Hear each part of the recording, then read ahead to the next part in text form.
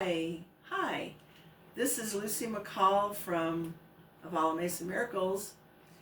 As Above, So Below is my show, and I do it on KNCE 93.5 FM, Taos, New Mexico, every Friday at 4 p.m., and that seems to be the most constant thing I have going on with it. This has been a little sporadic. My good friend Becca had to go away for a while. When it came down to it, I didn't want to deal with the technology without her, and she's back, and yay, Becca. Hi, Becca. Yay, thank you. And anyway, so she's back, and here we are, and I know I missed some really powerful times of the year, so just to kind of go over that. So I left my Christmas decorations up just for that. And and I might as well say I'm pretty eclectic spiritually. I know there's this big old red cross over here, and it means many things to many people, but I was raised that way, and I'm kind of an everything anyway. My way I pray, I might as well tell you, is pretty Celtic, is my version of by myself prayer, just to let you know. And we all find our way, and there's many, and I hope everyone listening to this is open to the many ways of spirituality, and you find what you need for yourself to be connected to the big, what do you want to call it? Do you want to call it God, Goddess, the great what have you, Creator?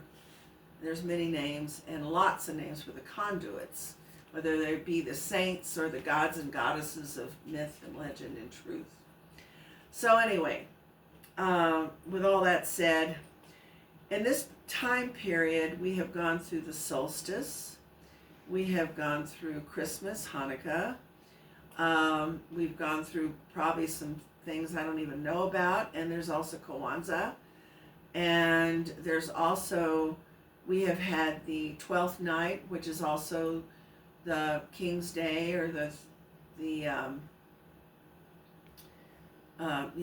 King's Day, when the three wise men came to the Christ, and represents Epiphany, which is a word we use in English language for awakening. So it kind of represents the awakening. And then I recently found out from Charlotte Pulver, that amazing woman in Britain who is doing, likes to take everyone on these great journeys to the local stones there, that January 4th is also the perihelion of the sun to the earth. And that's when the sun, perihelion means when a planet or a heavenly body is closest to the earth. And so that's a sun one. So it all kind of relates, the winter solstice, when the light returns, the fact that people call Christ the light energy coming back, the oil candles in the temple for the Jewish people, just a lot of stuff with light around this type of year, right when we're feeling like it's getting kind of dark, and we're having light, long nights, but we're still, the sun has returned. Though we don't notice the return of the sun until Imbolc, or February 2nd, or St. Brigid's Day, or, Candlemas. There's many names for that. And a lot of cultures do honor those midpoints between the solstices and equinoxes. Imbolc being the next one we encounter, St. Brigid's Day. So anyway, one of the main things going on right now is Mars opposed Pluto. And that has been going on for, now I can't even remember, a couple of weeks. And what's interesting about it also is that Mars-Pluto opposition is also sextiling a north and south node opposition, which is making a parallelogram. Now, for a while, we were having a pretty strong Sri Yantra, that is two grand trines in this case, fire, air elements, that makes the Sri Yantra, or the Seal of Solomon, or the Star of David, whatever you want to call it, which is pretty symbolic of many things right now, since Israel is big in the news. And that's a symbol in their flag. Not just in the news, in real life. It's big stuff. I personally am for peace. I'll just say that right now. I think we all should just stop fighting. But it's really hard right now with Mars opposed Pluto. And I mean, there's people I don't agree with. I mean, I got Scorpio rising. I hold on to stuff for ages. But thing is, we can at least agree to disagree and stay out of each other's face. You know, can we do that already? And I'm mainly talking to the warlords, but you know, even on a personal level, we have that going on. We don't need to keep aggravating each other. You know, and anyway, so back to good old Christmas. A lot of people have trouble with Christmas. And I noticed this year people were more than ever just not wanting to partake of the materialism of Christmas. Well, I've always had a thing where I thought, well, I think materialism is fine for Christmas because we can help people in the Northern Hemisphere go into the cold time. Where I live, that's a deal. It's the mountains. It's cold. And though we need snow and we're all praying for it around here, we're cold here anyhow, and it's good to give out things that are useful like food and socks and candles and even books and music and stuff that we can do during that cold time. Blankets, you know, whatever you have, it's good to share. And money's always useful because we all need it anymore for utilities and stuff.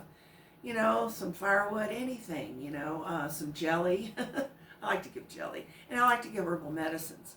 But in the middle of all that, the light is returning. We can feel joy about that. And what I have is a formula. I've been making this almost 40 years. It's called Christmas Cheer. And, you know, now, you know, it's kind of too late to probably buy it for this year, but you might want to get it for next year because it ages well. It is a mix made of all the flavors of Christmas that I could come up with in my local area. And it actually blends well on a flavor level, and it actually does the joy that we all need. So it's got the evergreens and the mistletoe essence and the hawthorn and the poinsettia essence and all the evergreens and the gold essence and different things, so that it brings about a warmth in the heart and it tastes good, and you can put it in your chocolate icing on your cake, and you can swirl it into your eggnog and cocoa and stuff, and you can take it anytime for joy, but it's really very specific to Christmas. And that's one of the things I've noticed about Christmas. I generally like to take my decorations down because I can't help to decorate. I'm kind of a chronic Christmas fairy to some degree. My kids grew up, so not so much. But anyway, what was I going to say? Oh, I like to take it down on Epiphany on January 6th because after that, before that, Christmas sparkles. You know, the green and the red is vivid and bright, and the gold and silver sparkles, and there's a magic to it. You know, if you're not in a bad mood about it, there's magic to it, you know. So after January 6th, I noticed all that sparkles, and the decorations start to look sad, and they start to look hokey even, you know, but right now, not too bad, right? We're not too far away from January 6th. But anyway, the thing is, it really is good to take it down around then, I think. And that's how I see life. And anyway, I'm wishing you all a really good year amidst the bananas kind of stuff we're going through. For one thing, I listen to a lot of other astrologers who are better at keeping up with history and stuff, like Rick Levine and Steve Judd and Chris Brennan. Those guys are excellent, and there's more to name, but anyway, just want to name some at the moment in my mind. And one of the things that's been said is that with all these planets, these outer planets changing signs at the last degree of the following sign, and at the same time even the north and south node is doing that, which happens every 2.5 years anyway, but it hasn't happened in 3,000 years. I mean, this many planets doing that. So that means something, but what does it mean? That's what the big question is. And so the general consensus is we're in for change, and even if you don't do astrology, you could feel like there's a lot of change going on. There's a lot of weather stuff. There's a lot of crazy arguments between people who should just go duke it out in a little wrestling pen, you know. Anyway, there's all this stuff going on, and we all know there's change, and but there it is, as above, so below. There it is in the sky. It's showing up in our lives, and so that means our lives are going to change.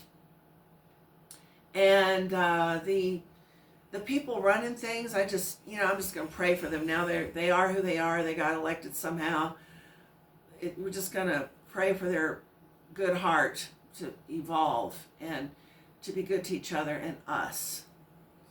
Because we don't have little bomb shelters. Most of us don't have bomb shelters, you know. But they do, apparently. So anyway, thing is that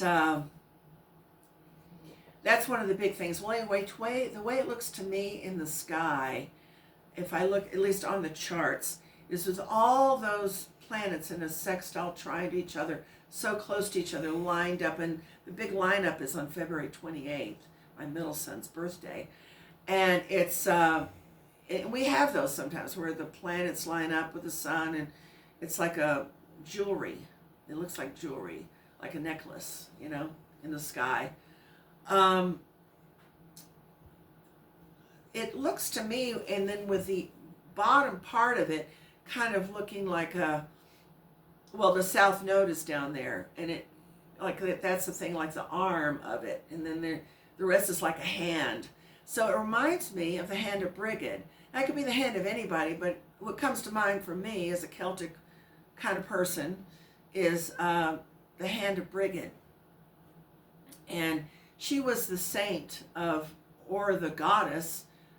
Later, the Catholics made her a saint, but she was one of healing and the creative everything, and the animals and the seeds and the plants and the medicine and the smithery and the music, poetry. I mean, you know, you celebrate all that on her day, February 2nd.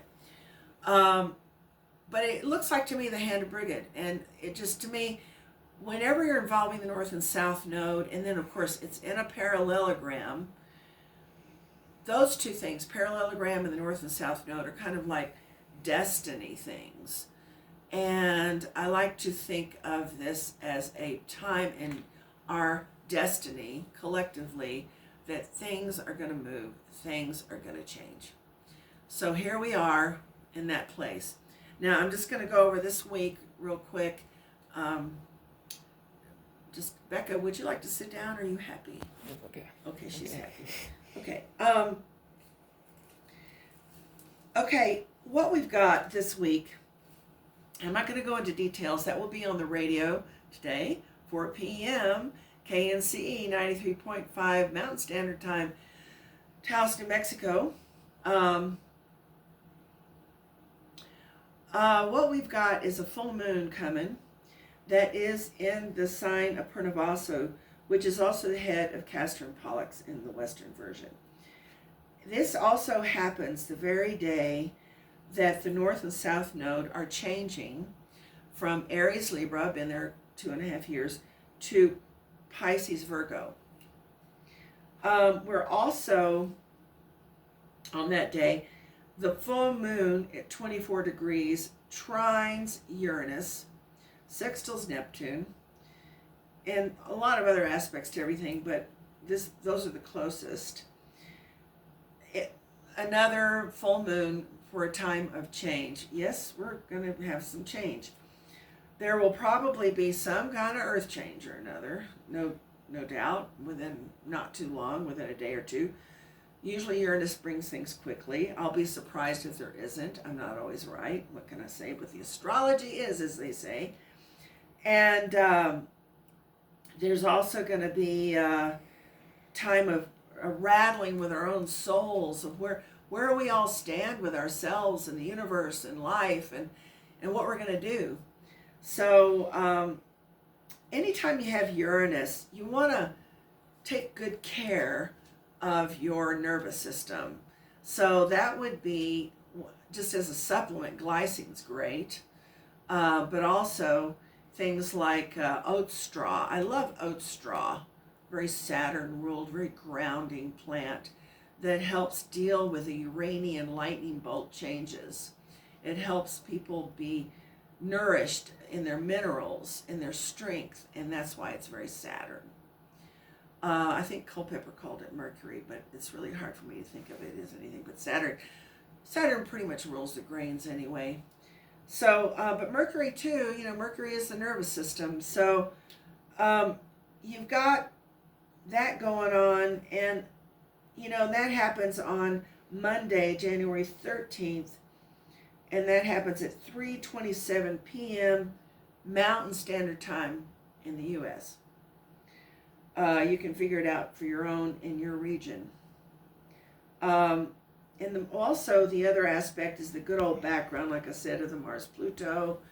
We also got an aspect of Mars trine Neptune coming up, which is going to activate some of that Moon-Pluto opposition. And by the way, this full moon activates the Moon-Pluto opposition. It's going to be a wild time this coming Monday. Might be feeling it this weekend. And so just prepare yourself for that.